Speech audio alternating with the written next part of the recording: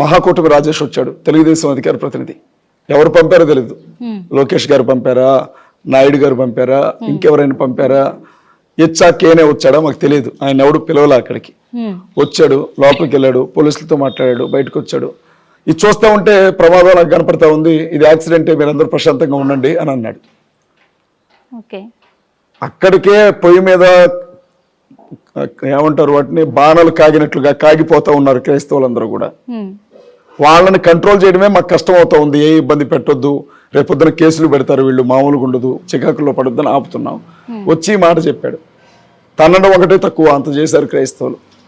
అక్కడి నుంచి వెళ్ళిపోయాడు. నెక్స్ట్ డేనే నారా లోకేష్ గారు, గౌరవనీయులైన మంత్రివర్యులు, ప్రాథమిక దర్యాప్తులో ఇది యాక్సిడెంట్ అని తేలింది. అయినా 10% అనుమానం ఉంది కాబట్టి అన్ని కోణాల్లో దర్యాప్తు చేస్తా ఉన్నారు. అక్కడితో క్రైస్తవులు బాగా హట్ అయ్యారు. అసలు రాజేష్ మహాకూటమి వచ్చుండకపోతే ఈ వివాదం మహాకూటమికి చుట్టుకునేది కాదు. అసలు తను వచ్చి దీన్ని చంద్రబాబు నాయుడు గారి మెడకు చుట్టాడు, నారా లోకేష్ గారి మెడకు చుట్టాడు. ఆ 2వ రోజు అయిపోయిందమ్మా. 3వ రోజు వచ్చాడు. వచ్చి